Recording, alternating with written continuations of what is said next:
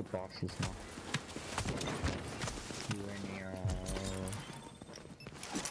Okay. Hell no. I'm going to skip the generic and overly enthusiastic intro. I find that there are enough of those types of videos on YouTube and for the Division already. Who I am is not important, but the information I want to share with you, you might find helpful. I've seen a lot of posts, both in the community and on Reddit, complaining, asking for advice and tips on how to handle oneself while in the Dark Zone, particularly when solo, and more specifically, when you find yourself outnumbered. I call these scenarios 1vs, as the X can mean 2, 3, or even 4 or more players. I've selected a few highlights as a sort of after-action report, where I will offer my commentary as to explain my mindset during these engages, as well as editing the video as to be both entertaining and informative. I look forward to hearing your comments both on YouTube and in my posts on Reddit, which I will be linking in the description of this video. Enjoy.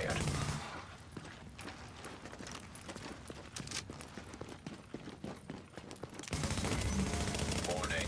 Your division affiliation has been disavowed. You are now marked as rogue. Unfortunately, as a solo player, not all our time can be spent running and gunning, chasing down 1vx encounters and farming manhunt players. Instead, time needs to be taken out to prepare for the next engage. Here I am farming back my signature skill where I'm ambushed by a player I just previously killed. I funnel him into a choke point where I have more control of where he can be, throw my shock grenade, this time catching him unaware and taking him down. I switch then back to my lightweight M4 secondary weapon with skilled, determined, and adept, focusing mainly on headshot damage, as is my primary method of getting my signature back between engages. His buddy is then forced in my general direction by this other player, and I'm able to take credit for the second kill. It's not always glamorous every kill you get as a solo player, but you take what you can get. I would like to take a moment out of the video to address any issue players watching might have with my particular playstyle or tactics, particularly my use of shortbow knee pads, excessive use of grenades, or any other part of my playstyle that they might have issue with. I make no apologies. For me, I drop every preconceived notion of fair and unfair, honorable and dishonorable when I'm in the Dark Zone. When you finally make that realization for yourself that the Dark Zone is a free-for-all, no-holds-barred PvP experience, you will become a better player for it. As a solo player, when engaging multiple hostiles, you need to take advantage of everything that you possibly can. I will frequently go back to checkpoints and rearm myself with grenades and medkits and prepare for the next encounter. Here I am testing out my 6-beat striker build, shooting this player in the back who previously was giving me grief. Since I had the damage advantage, I'm able to take him out before his friend is able to render him any assistance. I still have my medkit and first aid, but I don't need it since my stacks and predator's mark is sufficient enough healing to outdo any damage he was able to do. I take time to gloat over my victory and move on to the next engage.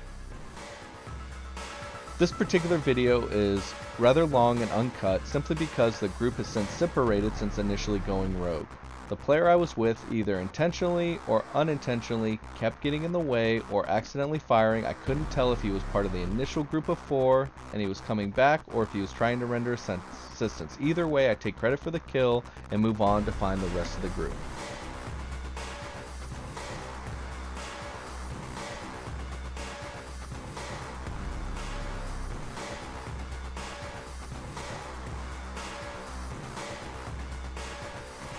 Now that the manhunts have just reappeared on my radar, it's just a matter of deciding where to best engage them. I believe that they are underground and heading south, so I follow in this direction so that I can catch them off at the next NPC area.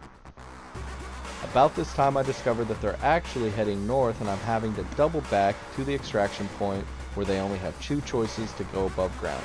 Either the staircase area where we previously were at or the ramp. And I believe that they're going to the ramp.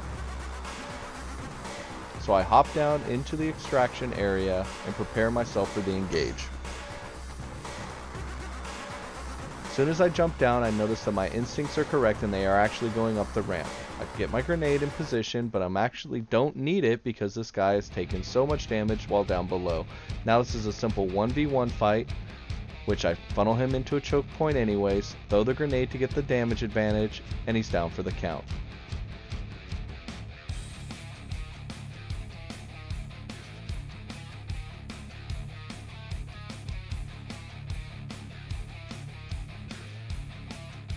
I realize it's not always sportsmanlike to gloat over your opponent, but I just can't seem to help myself. The next clip is with unfiltered audio from when I was in a group. Don't stand next to me, Potter. Just gonna prompt them to go rogue. As you can tell, my instincts are correct and they begin to focus down Potter. While I try to render assistance both with DPS and popping my recovery link, when you have 3 or 4 people focusing on you, you just can't seem to heal. Did you even pop your med kit? I thought they might chase me. I tossed the grenade. They began to focus down PRG. I step in front of him, hoping they'll focus fire me, but they end up taking him out. My only choice is to funnel them into a choke point where they cannot surround me, and I can mitigate some of their damage. I begin to throw a grenade and immediately knock down one on the stairs. Now when it comes to doing things repeatedly, if you fall for it once, you'll usually fall for it twice, and here we see the second player rushing up the stairs and getting knocked down. The fight is now a 2v1. At this point, they begin to wise up. I toss a grenade, and would have had this guy had they not tossed a grenade of their own to stagger me and offset him with an ability to get that med kit right before I could down him. I then prepare for them to chase me. I run back upstairs. I need to get rid of that flashbang in my inventory. It's at this moment I realize they're not even after me anymore, and they're beginning to go downstairs. They're not even coming after me now. That's funny. Alright, I'm going down. You can't engage them, just to keep them there, that'd be cool. Alright, they don't even see me. I'm coming up behind them, PR. Alert. Friendly division agent is down. One down. A rogue agent has been neutralized. Guys, it's at this time that my group gets a little frustrated with how that fight transpired, and I lose focus at the task at hand, which is downing this guy before his team can respawn. I do wholeheartedly believe what I'm saying at this point to them, that everything I'm doing, from the build to the playstyle, can be replicated, and there's nothing particularly special about it. Sure enough, his buddy shows up and he's able to down me in a 2v1 situation, but that's okay. I didn't go rogue. I'm able to respawn immediately, restock, and go at him again. Major attributes. It's every time you've rolled a minor attribute instead of a major in your primary. Like, those are the things that affect PvP the most. There are no such thing as bad sets, but there are bad builds. Like, ninja backpack build. Garbage. 90% of the time.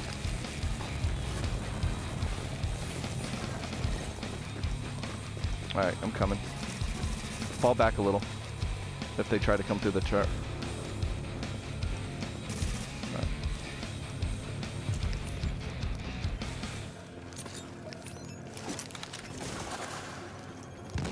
So I use the grenade to rush through. Pop this to get the heal off. Oh, didn't get my heal off. There we go. That was good. That did. One down. Good job.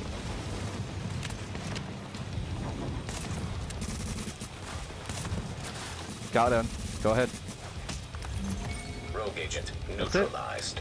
Another important part of PvP that this player is about to find out is positioning. While he throws out his fire turret, I'm able to flank behind him, giving my friends an unobstructed view of his backside.